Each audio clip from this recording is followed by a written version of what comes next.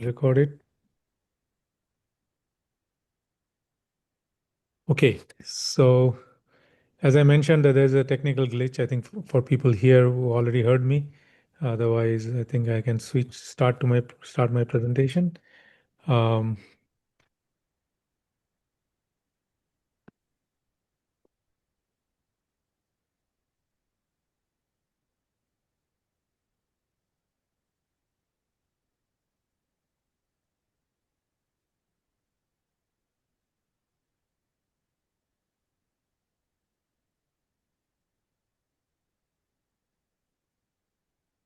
okay, can everyone see my screen? Yeah. Okay, so today's topic is how much is enough? Designing income security without guesswork. I am Sam Sur. I'm the founder and managing partner of Palatino Wealth Advisors. We are based here in Danville, California. My contact information for email and phone are here, and the QR code is about my LinkedIn connection. So if anyone wants to connect with me after the call and reach out to me, perfectly fine, either via phone or email or LinkedIn. Um, and so a little bit about Palatino before we start. Palatino is a clarity first, advisor led financial system building a company. So, so if you have been to our website, you probably saw that we are about building financial systems rather than financial plans. That most of the financial planners, they focus on building financial plans, like your tax advisory is building tax plans, your investment advisory is building investment plans, and so we are building a comprehensive financial system. So that's the first jargon or the technicality that I wanted to mention. So we are about financial systems. So when I refer financial systems during my conversation, it is basically a system that encompasses what we call as 7 pillars. And I'll show you a slide on the 7 pillars going forward.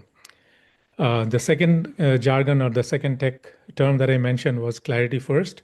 And clarity first means basically we do a very detailed clarity analysis of your as is situation before we do any kind of blueprint or any kind of financial system design. So clarity first. So everything that we do in the design is based on that clarity session.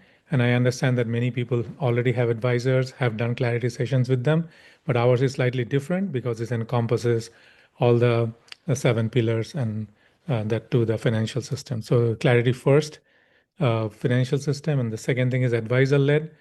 So everything that we do leverages a lot of tech underlying, but it is not a self-service kind of platform. So it is always supposed to be led by an advisor. So any recommendations or insights or whatever, or even the blueprint, the clarity scorecard, everything that we create is supposed to be guided by an advisor, because these have long-term impacts on your financial structure. So it is supposed to be advisor-led, not a self-service platform. And of course, another disclaimer that I wanted to put out is that whatever I talk about today, and I mention real people, sometimes real companies, they're all meant to be as educational and not supposed to be taken as any kind of advice or recommendation for a company, a stock, or a person. So having said that, is there anyone that is in the waiting room? Amit, do you know? Do you see anyone? No. No. Okay. So the unmodeled risk, this is the biggest risk actually that you can have in your financial life, and more so today because when there are a lot of uncertainties in your job situation, in your business situation. So not knowing enough is basically a big factor that affects all parts of your financial decision. And by the way, when I was a startupper, I always thought that okay, as long as I have revenues, I know what is enough for me. Or people that are doing their jobs, they think that having a job and having a steady income is equivalent to less risk, and therefore you actually know what is enough for you to lead your financial life. But the definition of enough is never clearly stated, and that actually is a huge risk in itself. Okay, why must we know the definition of enough? Because when enough is undefined, you're always reacting to your financial situations. And most of us, a lot of us in different, depends on the community. At least in the Asian community, Indian Asian community, we are always over saving or under living. So basically, we de-stress our lifestyle and we try to save as much as we can, just because we do not know how much we need or how much we may need. So we always err on the side of over saving and under living. And delayed exits and retirements. I have built several startups in my career, and this is something that I have witnessed myself, and my friends are doing the same. So basically, since you do not know how much you need to sustain yourself and your family and your loved ones, you keep delaying the exits and eventually hit a down round, and then the valuation of the company goes down, and then you end up selling your startup at a lower valuation than what you could have before, just because you kept postponing your decisions. And same thing happens with our personal life in case of retirement decision. We think that, for example, I think that I'm going to work until 75 because I just don't know how much I need. And this constant second guessing, and this I have lived this story myself in my very first startup when I created. And again, this applies to business startuppers, small business owners, high net worth families, double income families. All sorts of situations are impacted by this lack of knowing enough. So in my very first startup 20 years back, I had no idea of income security architecture, definition of enough. When I started, it was really cool to go all in, right? So I went all in. I put everything into that startup. And 3, 4 years down the line, when I folded, I was deep in debt. I had lost all my assets.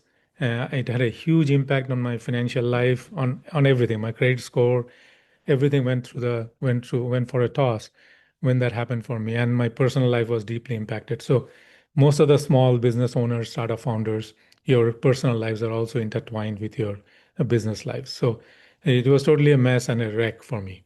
And because I did not know enough and I kept pulling credits, I kept selling my assets at the wrong time because I was not certain as to how much should I need to survive and move the startup forward.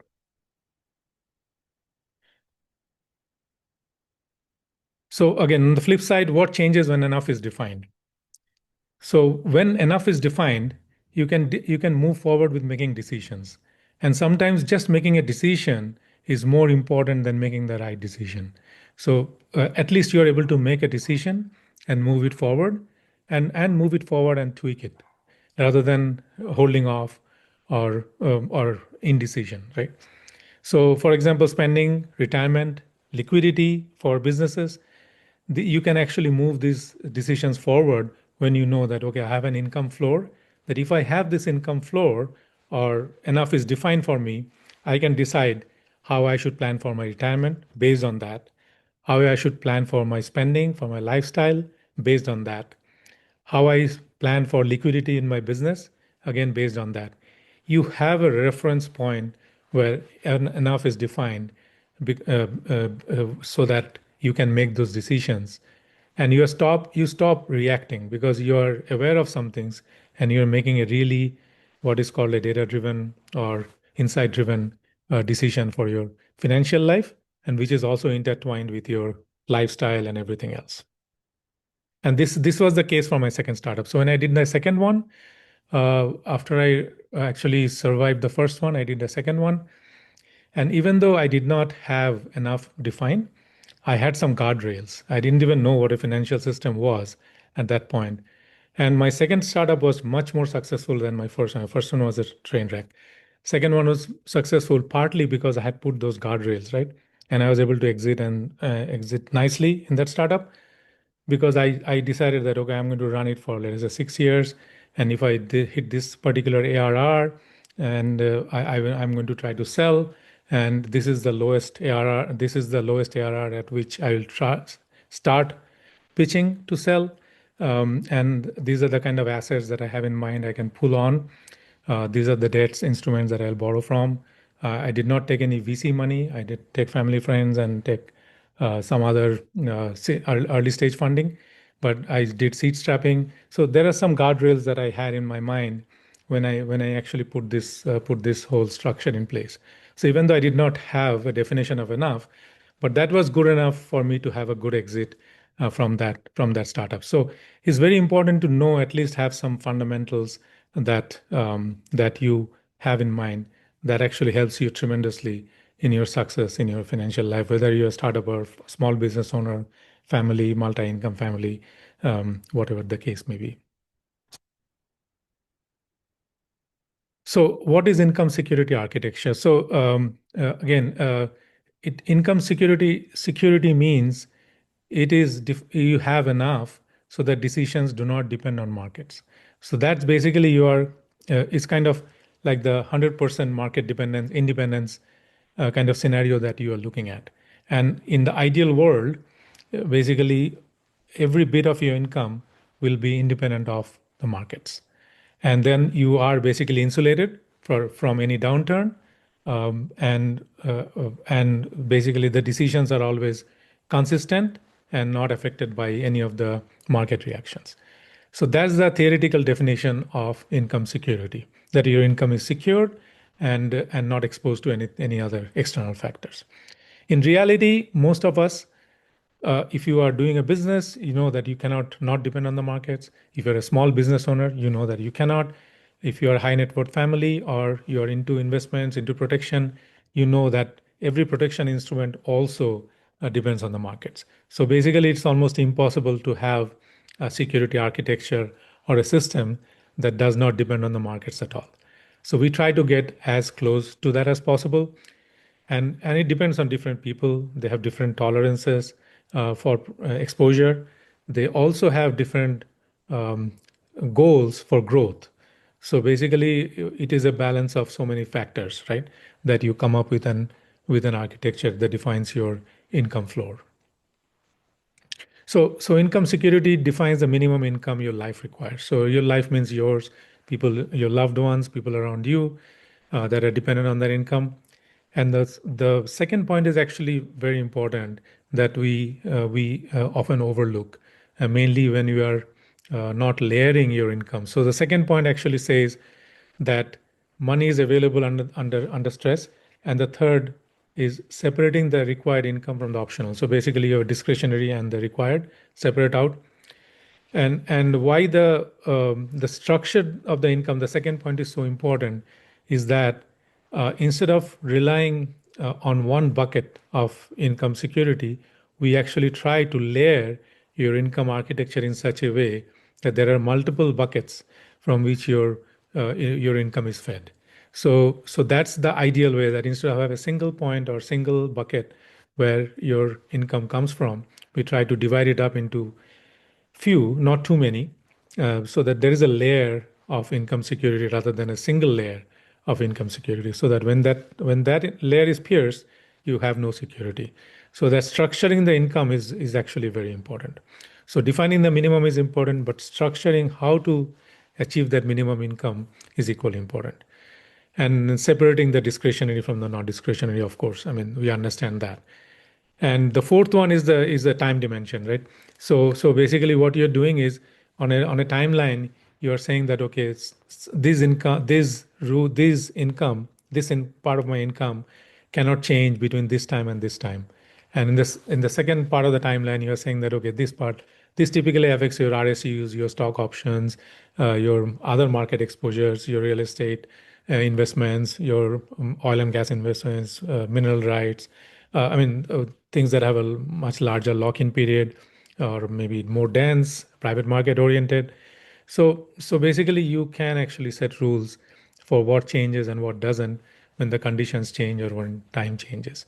So the time dimension is a very important part. So the layers, the time, and the minimum or the income floor, these are all very important parts of an income security architecture.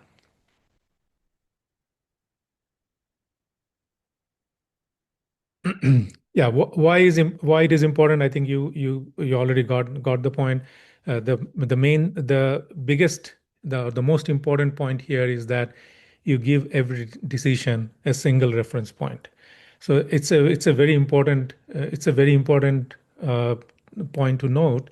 And a lot of the times in financial planning, it is overlooked because this reference point actually drives a lot of your other financial decisions, and that's a very important one. So once you know the definition of enough or the definition of your income security, then basically all the other decisions that are linked, and believe me, all the decisions are linked, that you can make better decisions based on that single reference point.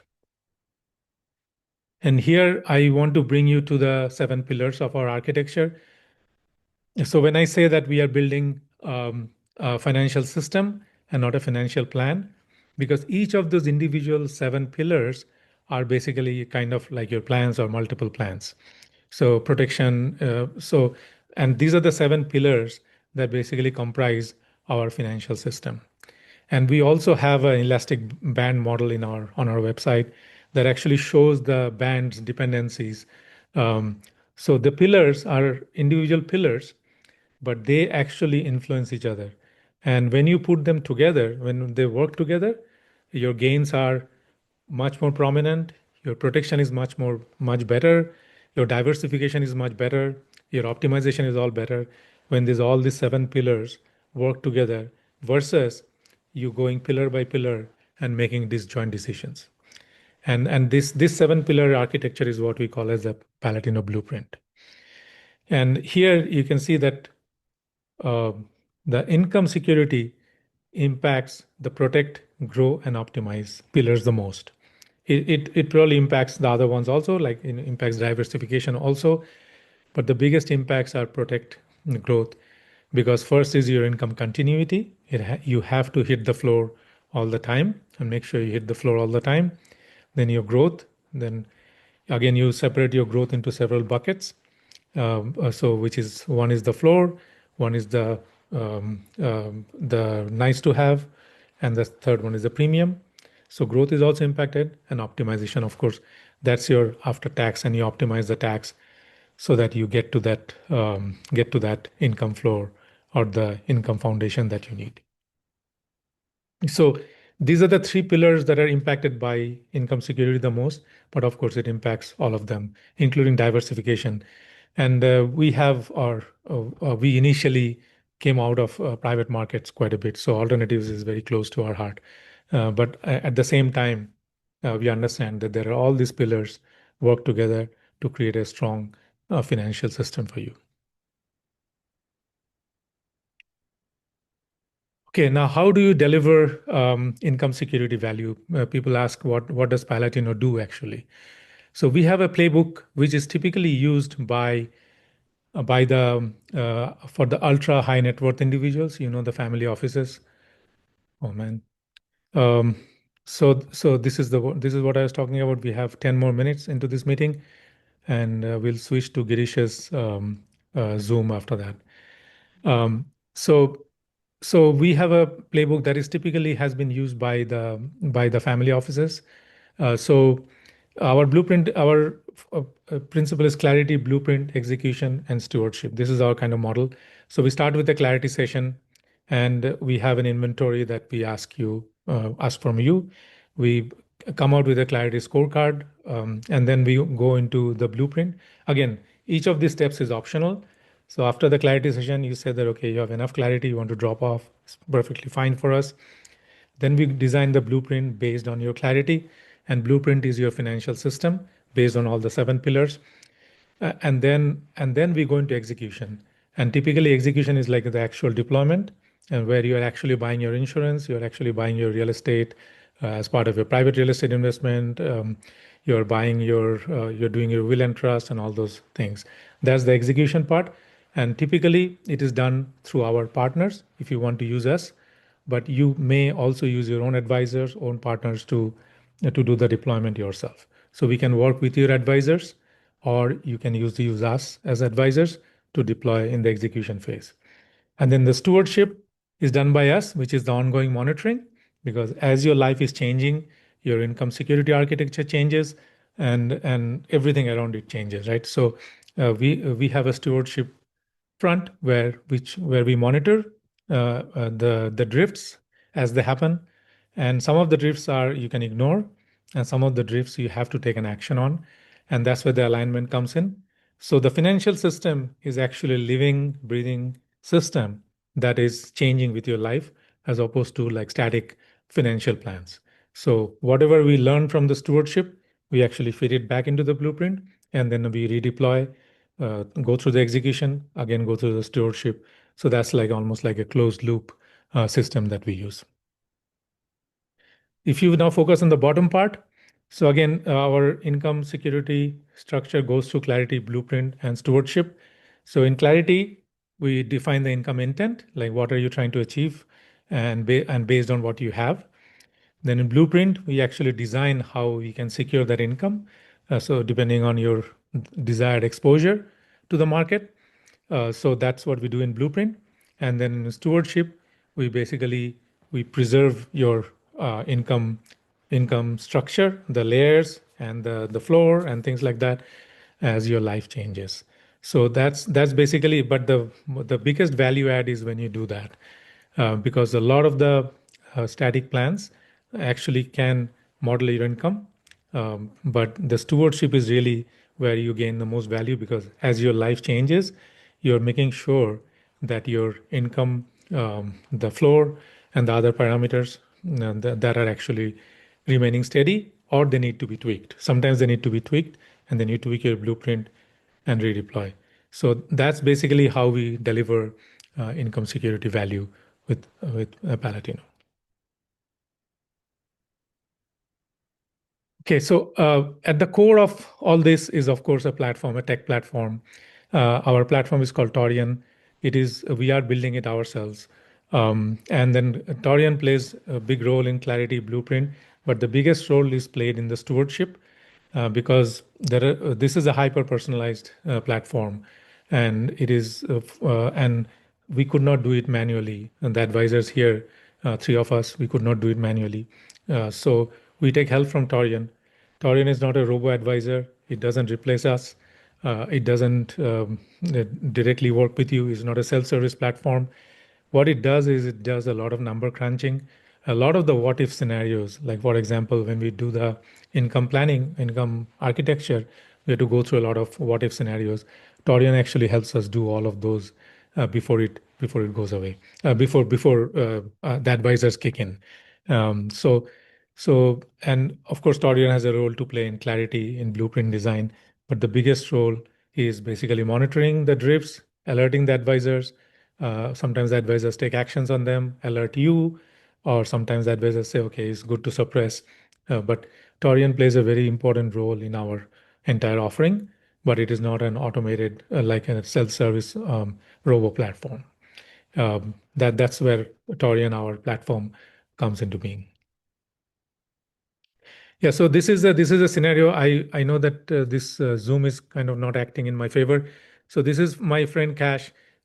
He was he's planning to do something very weird now. He's do some farming in Cambodia or somewhere. But yeah, so what before talking to me, he had no idea of his income, in anything of his income structure or income security. After talking to us, what we did is we did three things for him: our income security architecture using Torian, of course. We defined enough for him. We re-engineered the income sources, which is basically the income layers or the income buckets, whatever you call. And the third is basically we stress test the results. And this is a very important part where Torian actually helps us in a big way in stress testing. This is basically the what if scenarios that we actually run through, depending on the person, of course, on the client. We run through those stress tests and we make sure that the income floor or the definition of enough actually survives those stress tests. So in this case, I mean, he is of course not averse to depending somewhat on the market. So he still has some exposure to his portfolio market income, and of course, so you can see that he still relies on the portfolio income, even though his contractual incomes we have managed to increase through his rental incomes, through his annuities, fixed annuities, and things like that. So he has a much larger share of contractual income, which is guaranteed, but he also has some exposure to the market. Um, And then we went through a few four, or actually we ended up doing like seven or eight stress testing. But main thing was his health, a health event for his wife. He was kind of worried about that, so we ran through the what if scenario for that. And inflation also is a top of mind for everyone right now in the US. So we ran through that. And so there are things that we ran. And finally, we came to that definition of the income floor and the lifestyle range, things like that for him. So these are all done by our advisors with the help of our tech platform. And these are basically more, not so much KPIs.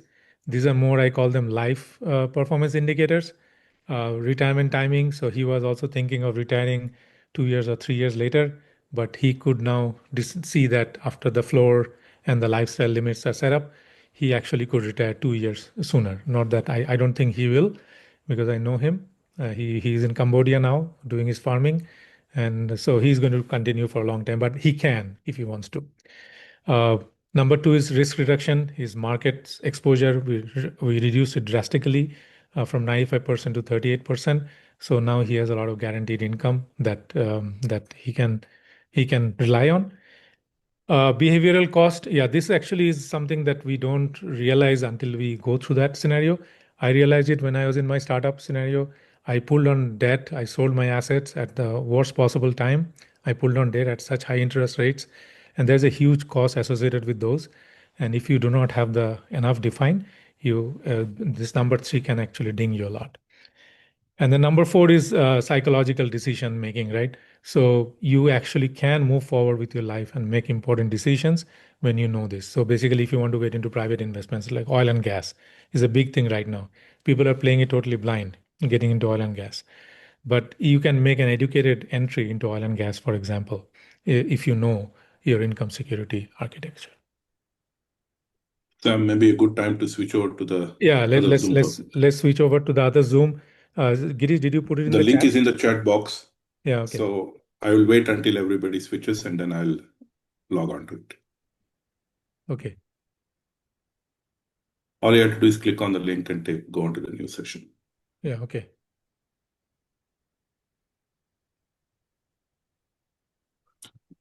Kent and Amrut still there? Kent and Amrit, please switch to the other one. Swas, switch to the other one. Yeah, I'm trying to do that. Just a second. Hey, Kent. All here. Yeah, Sam, you can share the screen. Yeah, sure.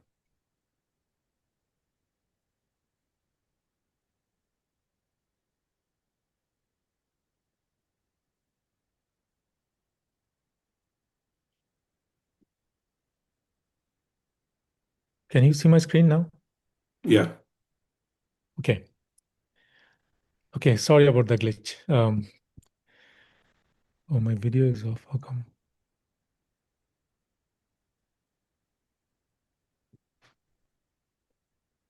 Okay, so there is industry data supporting it. It's not just my personal experience, my friend's experience.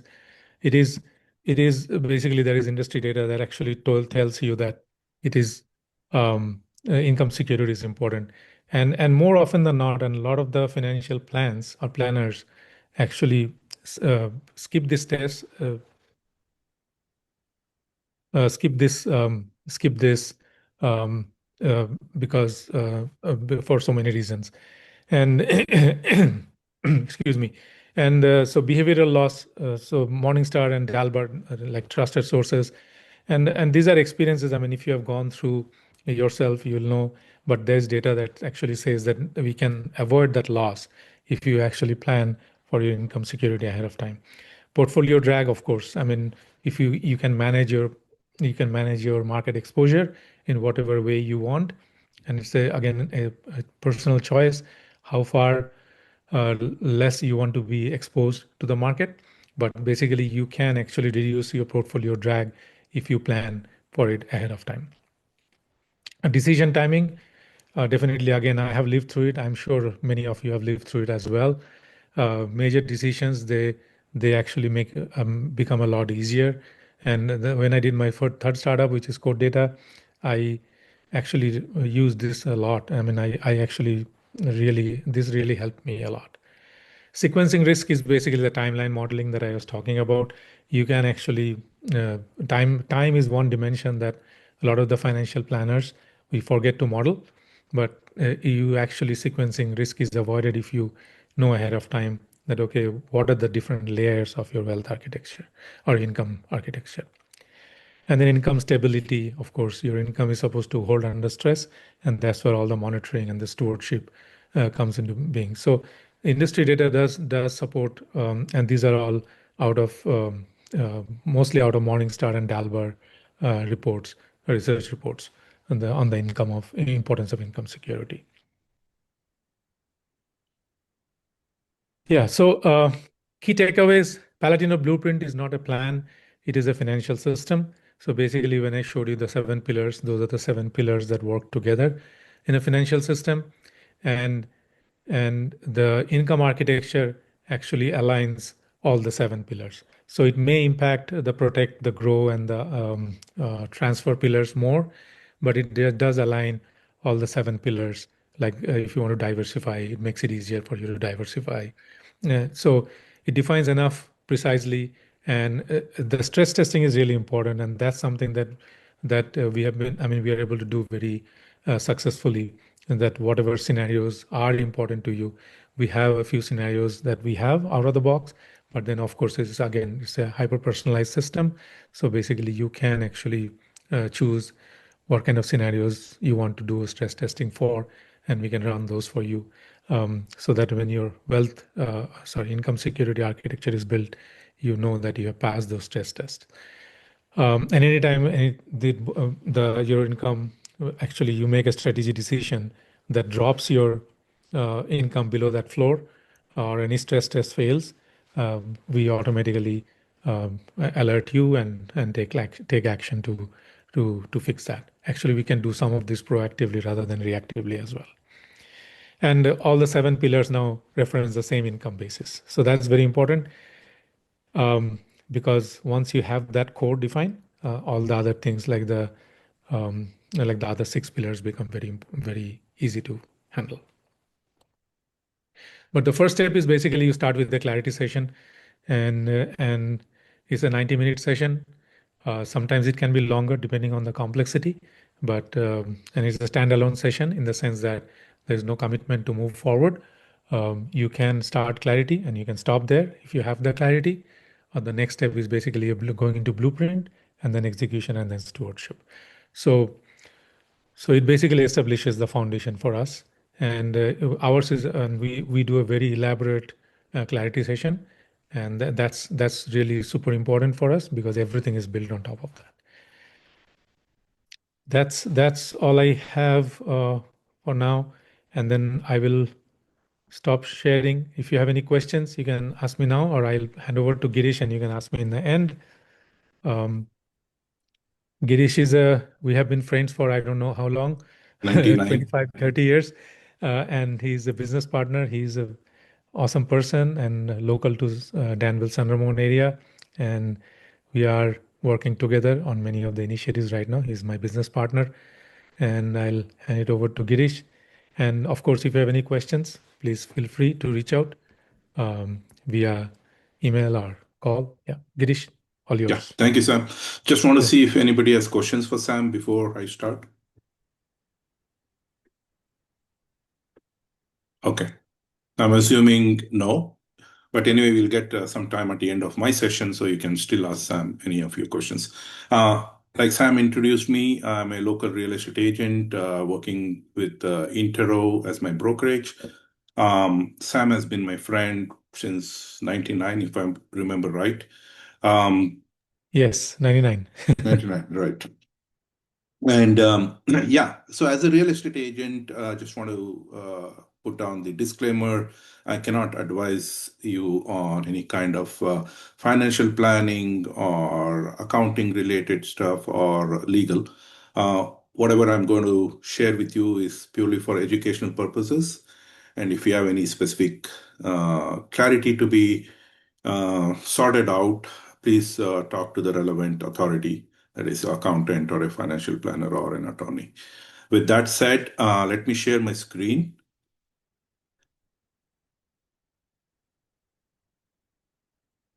Okay. Can you all see my screen? Yes, Girish. Yeah. Okay, cool. Yeah. All right. So what I'm doing now is basically looking at real estate as a asset, as a wealth asset. From my experience working with both buyers and sellers of real estate, um, I see a lot of the decisions are weighed in by emotions, which is okay, but knowing fully well this is one of the largest investment somebody makes in their lives for most people, I think a little bit of thought process will help them to make sure financially they don't go wrong. Uh, just as an example, if somebody wants to invest in a, let's say, residential real estate, the typical information I get from them is okay, they want to buy something, they have a certain budget limit, maybe 600, 700, $800,000, and the rent should basically take care of all the expenses, mortgage, property tax, insurance, etc. That's the goal they come with. And many times they just take that amount, the budget they have, and try to see where can they find a single family house. Most of the time, single family homes, no townhomes or condos. Where can they find a single family home for that budget? Which essentially, to me, is a reverse logic because you do not go around finding a location based on the budget, but you find a location which has the potential for growth because most of the time, or not most of the time, it's all the time, single family homes are not cash flow assets. You make money through appreciation. So you want to look at the city or neighborhood which will have the potential to grow over a period of time and then figure out how much money is required to purchase the kind of property you want and whether it makes sense or not. So even though there is some logic in what they are thinking as far as, okay, the rent should be equal to expenses, but most of it is driven by the emotion. They don't want to lose money on a monthly basis, which is okay. But choosing a location should not be based on that. That's the underlying example of why I feel many people are emotional driven when they are making investments, whether it's real estate for investment or even for primary house. Having said that, let's look at the real estate as a wealth asset from a logical standpoint. Um, Most of it is what I'm showing on the screen is intuitive. You understand real estate is a tangible asset and it has a long-term demand because land as a supply is constrained, whereas human population as demand is ever growing, especially in cities in the Bay Area. Real estate can generate income while also appreciating at the same time.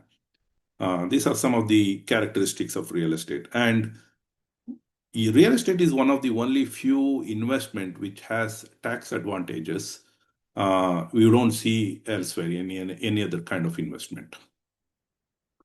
Um, how does real estate fit within the seven pillar framework of Palatino? Well, it impacts some of the aspects of the seven pillars like protection. You have to make sure the property you're buying protects you from any liabilities or insurance related issues. Uh, it helps in long term growth, in wealth building for you. Tax planning is important with real estate, like any other thing, depreciation and other deductions need to be taken into consideration. And of course, for generational wealth transfer, you want to make sure the real estate you're buying is in an entity or within an entity where it is easy to transfer to your heirs. The graph here basically shows you the median home price of residential properties in the US going back to, I think, 1963. The key thing I want you to see in the graph is over a long term, the value is always appreciating. There are events like the 2008 crash where it did come down, but as you can see, given some time, it came back to the original level as it was at the peak here. and then it went on going up from there. So the key with real estate is that its timing is difficult, but holding it long term is important so that you give it enough time for growth. Then let's look at goals. Why do we buy real estate? I'm looking at every kind of real estate, residential and commercial here. It's not related to just residential. The first thing I ask every buyer during my first long session with them, which typically takes 2.5 hours on average, is why do they want to buy? Whether it's for primary house or for investment, I want to understand what is driving them to buy a house. Sam mentioned that in terms of how Palatino structures its initial clarity session. It's necessary to understand the goals before we start working on the implementation and strategic point of it. So I always ask my buyers, why do they want to buy? Actually, I take the role of a devil's advocate and I try to convince them they should not buy the house, and ask them to convince me why they should buy the house, because that's important for them to have a clarity. It's not about me trying to get a house for them. They should know why they are doing it. Each of the properties they are going to buy, if it's a primary home, it has its own goals, right? It gives you lifestyle and stability. Rental property gives you income generation. And investment property, you're basically looking at long-term appreciation. Now, it may be not clear to you by what I mean by these things. Probably a longer session on real estate, I can clarify those things. But in the interest of time, I'll assume that this gives you some idea of what I'm trying to say about each kind of property. Residential versus commercial, they both are two different animals. Um, Residential properties in general as a steady housing demand eventually, because you can see that in Bay Area itself, right? There may be intermittent periods when the population goes down a little bit, like it happened in COVID when people moved out of state, but eventually the demand comes back. So demand is always going up, and you saw that in the graph I showed you earlier too. Commercial properties gives you higher yield, meaning higher income, but there are risk of more vacancies there because of the ups and downs of the economy, and depends on what kind of commercial property it is. Um, we should choose based on goals and risk tolerance, which I already mentioned in the previous slide. We should be very clear about our goals and our risks, whether we are diversified well enough, and is real estate is the only solution for you for what you want to do, or maybe there are other options. All these things need to be clarified before somebody puts their money into real estate. The good thing about real estate is the returns come from multiple sources. Of course, there is rental income, there is market appreciation, there is loan pay down over time, which means if you are getting rent, portion of that is going towards paying down your loan, which is actually building wealth for you. And there are tax efficiencies, multiple avenues of tax efficiencies, which, like I said earlier, again, is not present in other kind of assets. So you can take advantage of all these things if you structure your real estate properly. Inflation leverage. So leverage is the other big thing about real estate. Is like, if you're buying $1 million home, the entire $1 million is not coming out of your pocket. Most likely you're taking a loan, maybe 20% or 25% down payment, but the house appreciates on the value of the properties at 1 million, and you as the homeowner gets the full benefits of the appreciation. The lender would have put 80 or 75% of the money to the house, will not be sharing the profits. So that's the leverage. You take small amount of money from your pocket and have the bigger value of the house or the property grow, and you get the benefits of the value. So there's a big leverage there. Inflation, the real estate is a very good asset for edging against inflation, because as you know, as construction cost, whether it's a labor cost increases, the value of the property increases. So when the inflation is going up on one side, your value of the property is also going up. When inflation goes up, most likely stock prices come down. So this is a good edge against inflation. Rents do adjust over time. So that's another benefit of real estate, that rent will adjust over time. And if you do end up buying a property with fixed rate loans, which means eventually your payment is never going to change, the value of the dollar may come down because of inflation, but because of the fact that your payment is fixed, you are getting more in the future. The same $3,000 of mortgage you are paying today is more valuable than the $3,000 10 years later when the inflation would have taken the dollar value low. So that's the other benefit. So there's a lot of benefits with real estate. The point here is whatever we do, we need to look at the numbers and make sure we know what we are doing. Um, there are downsides to inflation, and we need to make sure we take that into account in managing the risks, vacancies and tenant turnover, tenant management issues, maintenance and capital improvements, which you should account for.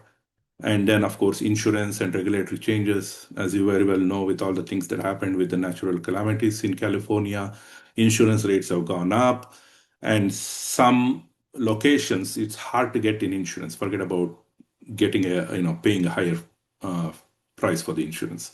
So we need to at least model our purchases, taking into account all these risk factors. There may be things which we cannot, like COVID, nobody expected that.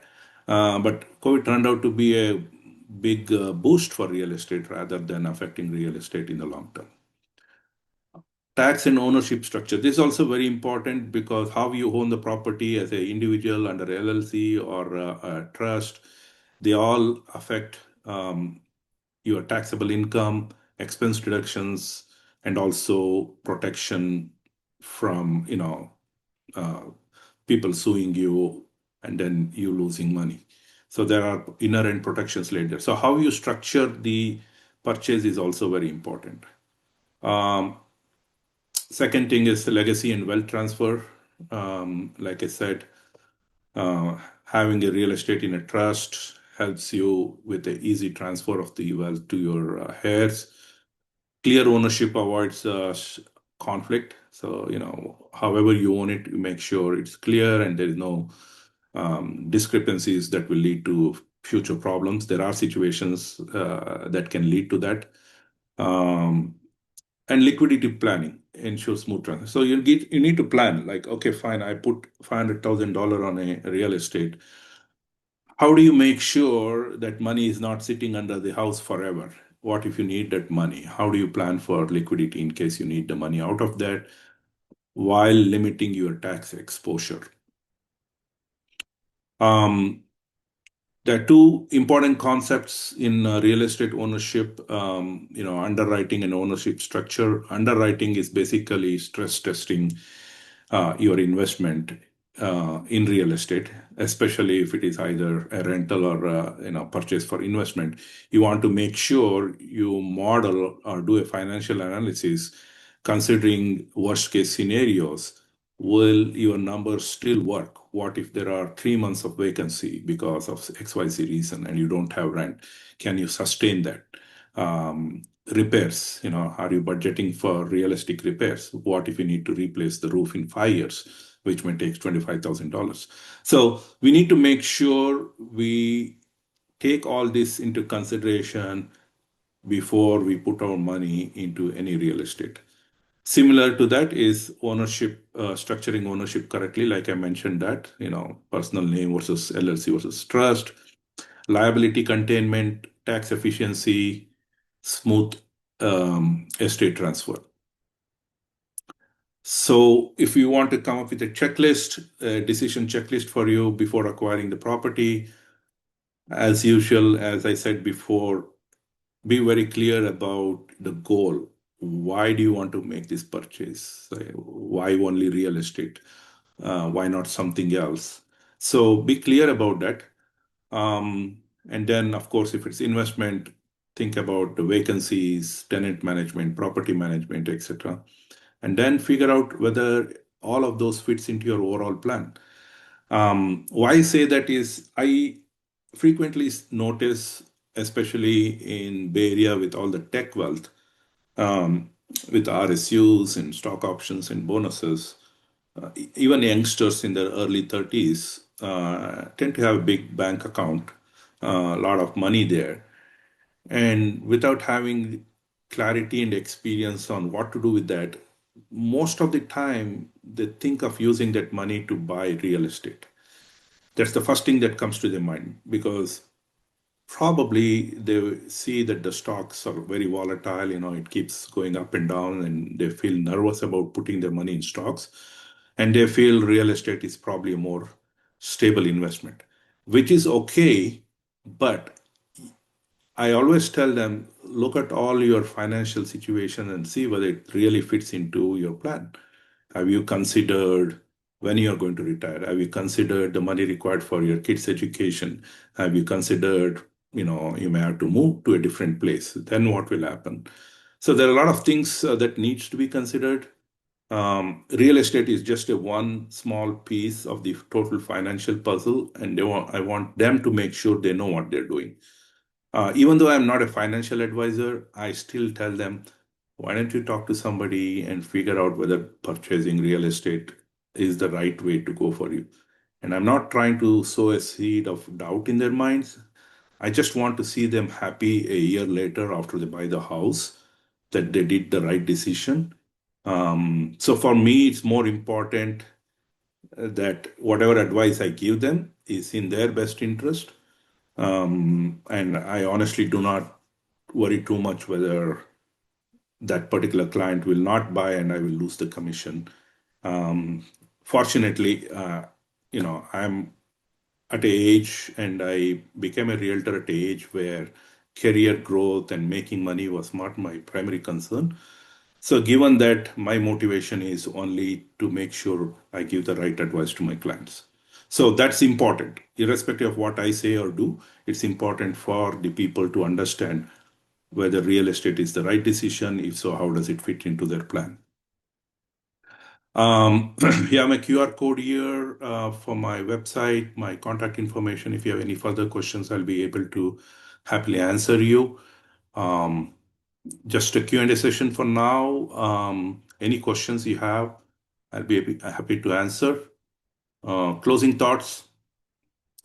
Well-selected real estate can support financial independence and legacy. So that's very key because you want to make sure you're not going to hurt yourself with the ill thought of purchase, especially as big as a real estate investment. Thank you. Awesome, Girish. That was really awesome. Thanks for the presentation.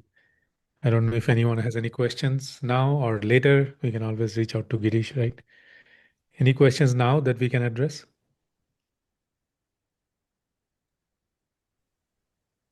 Sam, this is Amit. I just have a kind of a general question for us in the Bay Area.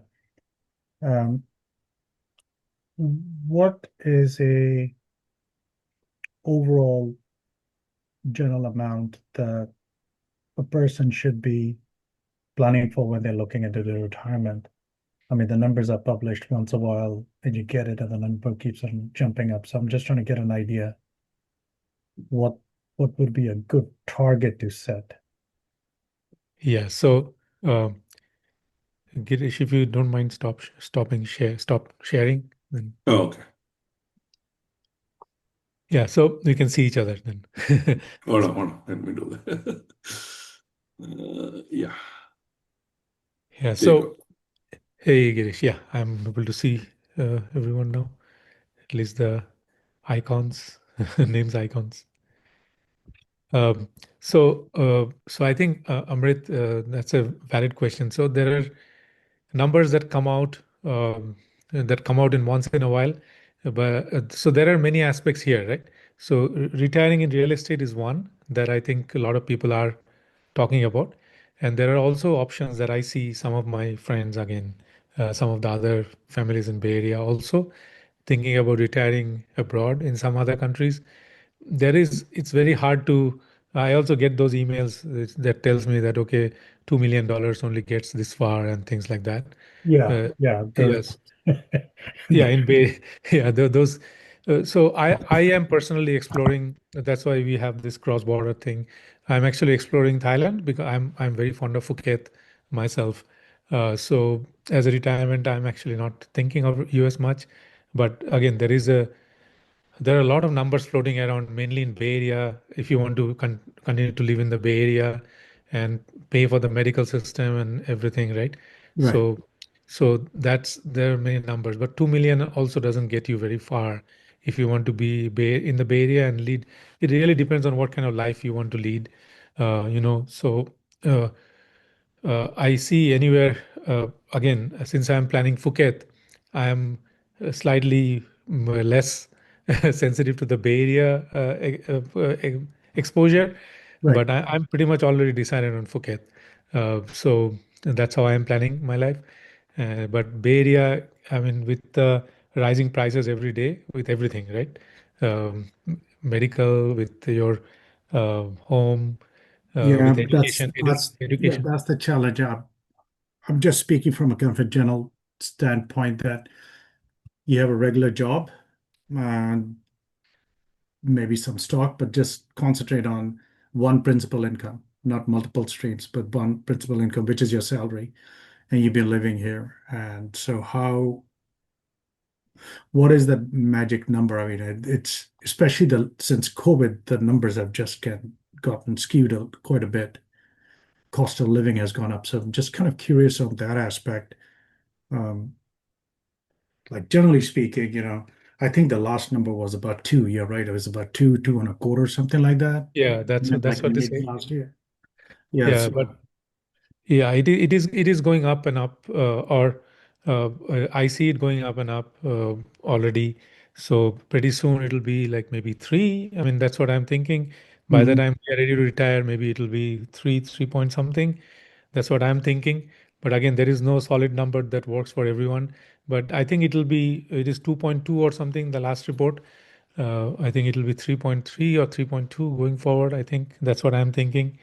But in another few years, not Yeah, right away. yeah, no, that's true. I mean, then I'm just thinking out loud, like in 5 to 10 years, if when we get to that point and we want to hang up our hats, take Yeah, shingles down, what is the number? yeah, and definitely, I mean, 10 years, it is definitely a much longer, a larger number. Even in 5 years, I think it is a larger number. That's what Okay. I'm thinking. My son goes to college in 3 years, so I was shocked to hear that it is $100,000 a year for USC, and I was shocked to hear that. I didn't even know that. Oh Uh, yeah. Oh yeah. Private That's schools. a That's true. I that's think a and even yeah, private schools, but even like non-per private schools also, I think they have gone up to like I think 60,000, $65,000 a year. Ohio So State, you're looking at that. But I mean, if you're looking at a UC or a state college, UC is 50 or something. I I think no. UC is about 30. I think it's going to get to 30, and the state is about 25, give or take. Okay, okay. So yeah, you're looking at about 100, 120, maybe for a 4 year. But if you Hmm. go to private, yeah, you're definitely looking at a multiple of that. No, I was shocked at $100,000 a year. I was really shocked, and I didn't even know that USC was the priciest school in the country. I didn't even know that Oh, until I I went thought to that this was session. mud. I thought mud or one of those on the East Coast were the one. Okay. Yeah, I thought that something on the East Coast because I think those are expensive. But yeah, Yeah. I heard in that session that I went to the planning session or whatever that USC. But yeah, I think no matter what the education costs are, I think the costs are rising, and so I think very soon. Right. Okay. I mean, Yeah, that's one of the main thing when you yeah. talked about the Thank you. seven pillars. Mm. That was one of the areas like, okay, at the end of the day, there's might be multiple buckets, but there's one nest egg. What is that nest egg that you have, or what's the asset base you have that you can come up with? Okay. I appreciate Yeah, that. so I John. think yeah, there's no if you're talking about 5 to 10 years out, I think the numbers are going to change for sure quite a bit. But it is I think around 2.2, 2.3 right now. But Yeah. then I'm pretty sure it's going to come up to three pretty quickly. But yeah, and also I always talk to my friends about having considering retiring abroad unless, I mean, retiring means partially retiring abroad. Yeah, So that's an option because there are many lucrative options right now for Americans with a lot of golden visa, silver visa, platinum visa, and stuff like that that countries are offering. And planning for that is relatively easier. And I'm doing it myself right now. So okay, planning for that is relatively easier, I think, because numbers have, like in Japan, for example, things have not changed in a long time. So right. slightly easier, but Bay Area, it's like it defeats all math, kind of. So. Now, yeah, I've looked into Spain and Portugal also. Yeah, Portugal is a nice one. Yeah, that's a nice Spain is one. good. Standard of living is Italy control. I think the biggest issue for us is Mm. healthcare. That's the biggest one more than anything else. Yes. That is the red herring, or that is the unknown, and that's Yeah. the So challenge. that's why I considered Phuket. Sorry, I didn't mean to cut Okay. you off. Phuket, Thailand has one of the best Medicare. Thailand and Oh, Turkey, yeah, okay. one of the best medical systems. And I have checked them out a little bit. Thailand and Turkey are, but Turkey, of course, now that there are some geopolitical issues, and it's kind of, but Thailand is slightly more stable. Again, I have no interest in Thailand, but I'm doing it myself, so I can just talk a little bit more about that. Okay. Uh, their medical system is pretty good. The private hospitals are good, and a lot of the systems are actually. If you want to do research or if you want to chat with me later, I can always meet up. And are you in Danville or Well, Sandramont I'm or? in San Ramon, so I'm not Oh, that. okay. So yeah, So we can yeah, chat. I'm next door. Yeah, we Yeah, can chat whenever. Yeah, not a problem. Yep, I got your number and I got this thing. So yeah, yeah, okay, great. Thanks yeah, for the time and really appreciate you guys going through this. yeah, yeah. Sure. Thank you, Raj. Any questions? I have one follow-up question on the Yeah. same. Sam, you mentioned just it's let's say we are staying almost like 30 years in US, and then we are picking at the somewhere in this our 60s, whatever the Phuket or whatever Turkey or Portugal or anything. Uh-huh. How does the one is money is okay, that is what the thing is. How is that cost of adjusting at the age of like 60? I'm not any closer now. Maybe I'll be like another 10 years or something. Right, right. It is still far away. So how is that cost of adjusting at the age of 60 going to some other country and then adjusting at that time? And then you have all your friends and then families, not the families, but it becomes your family when you live in 30 years in Bay Area or US or whatever. How is that affect the not the money? How is that comfortable? The worth the moving to the So other country? definitely, that's a huge factor, right? I mean, Yeah. so I have been. Uh, hey, yeah. Thank you, Amit. Um, So that's one of the things that I have been traveling quite a bit. I do travel quite a bit, and I think it's easier if you have traveled a bit and understand that. Like for example, in my case, I'm deep into soccer. Spanish, anything Spanish is very big for me. So I understand that. But so I think if you are kind of following the culture to some extent for for some time, I think that actually helps. Like Spanish music, Spanish foods, Spanish drinks, Spanish culture, dances, soccer, of course, cars, Formula One. So I think it helps you kind of mentally prepare yourself. But those trips that you do, I never do guided trips and all those like trips that are the Viator and all those. I never do any of those. When I travel, I really travel and I try to understand the country. So I think that helps you prepare also. And Thailand has been because I've been going back and forth there many, many times because I kind of had that in mind for a long time. Mm. But that is an element. And Thailand also because my parents are both gone. So my sister is in India. So also because they can come over and we can meet with them. And so the family thing, I am thinking that it is better in Thailand than in Spain for them at least. And Thailand is a very welcoming, Thailand and Turkey both actually are very welcoming cultures. And and I have been to both countries many times, and I love both of the Turkey. Unfortunate that they entered this geopolitical situation, and medical system is really really good. That is one, but yeah, it does take time to settle down to know the locals. If you know the language, of course, it definitely helps. Like I started picking up Spanish sometime back. But yeah, I know the language definitely helps. But yeah, if you keep preparing yourself mentally and go and visit, I always say that you visit a country 3 times. First is just to get a bird's eye view, like tourism. Second time you go to know the country, and third time if you're going back, that means you have a connection or you have found something nice. So Mhm. that's my principle of traveling Okay. Yeah. in Yeah. time. Okay. Yeah. That. Yeah. Yeah, we And can catch up anytime. Are you also uh, local, Raj? yeah, yeah, Shyam, anyway. Okay, so we can always meet up and catch up and talk Yeah. more about all this stuff. Okay. Thank you. Thank you, Sam. Okay, thank you. Girish, any closing thoughts?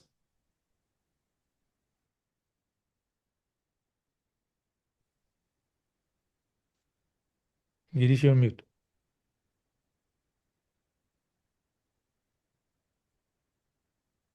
Girish, you're muted. It's not realizing.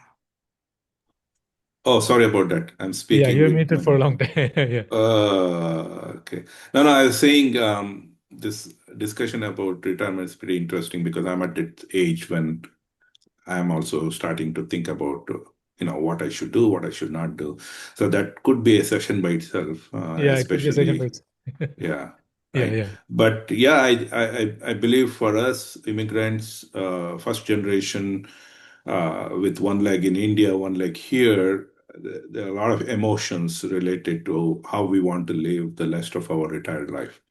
And it's a choice, but I feel it's a hard choice, and everyone has to make a decision based on their ultimate satisfaction, where they find peace, right? Correct. Yeah, yeah. Yeah, That's my final thought. Yeah, yeah. We should do a session or chat maybe. Get together and chat about it. It's a yeah. topic I that think is. Yeah. that would be nice. Yeah, I Shaika think I know that Church. Girish, you are also thinking about it. I am also thinking about it, and it looks like so many other people are also thinking about Yeah, it. We can meet up yeah. and chat. Yeah. Absolutely. I mean, sharing. We may find some common grounds. It will help each Yeah, other. yeah. Yeah. Yeah, absolutely. All right. Awesome. Thanks, Raj. Thanks, everyone. Amit, any Amit, question any from you? questions No, all good. about Yeah. retirement? No, he's not thinking about retiring. No, not yet. Yeah, Not yet. definitely would like to work for a few more years. But Yeah, yeah, yeah. It, until it comes it comes sooner than you think, actually. but I was expecting the retirement income you or retirement the wealth you need to retire in Bay Area would be higher than 2 million. So I'm actually pleasantly No, surprised. it is 2.2 something. The latest number is that. Right. By the time you retire, it will probably be 3.5 or something, Yeah, or but close to 4. yeah, still it's much lower than what I was kind of Oh, expecting. really? Okay. Yeah. If Uh-huh. considering the price and everything here, and like Kirish and others pointed out, the medical insurance is the one of the biggest expense, right?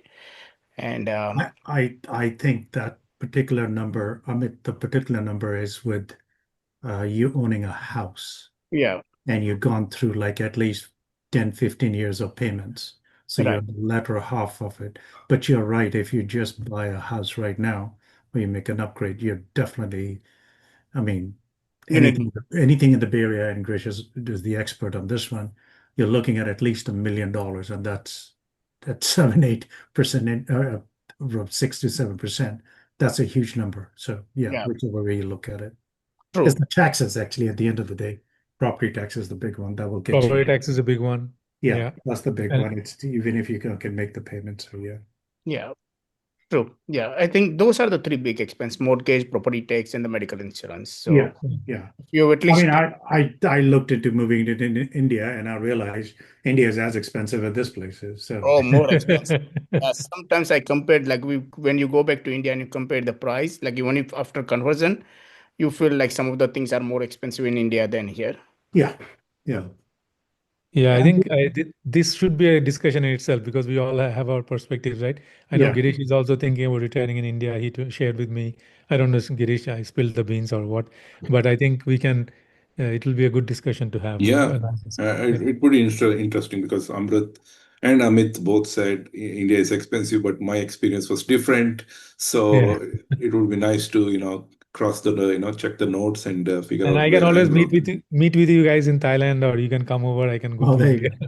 So we are planning here, right here. Yeah, it depends where in India also, right? Like if you're going to a big cities, they are definitely more expensive than some of the smaller cities, right? Oh, yeah.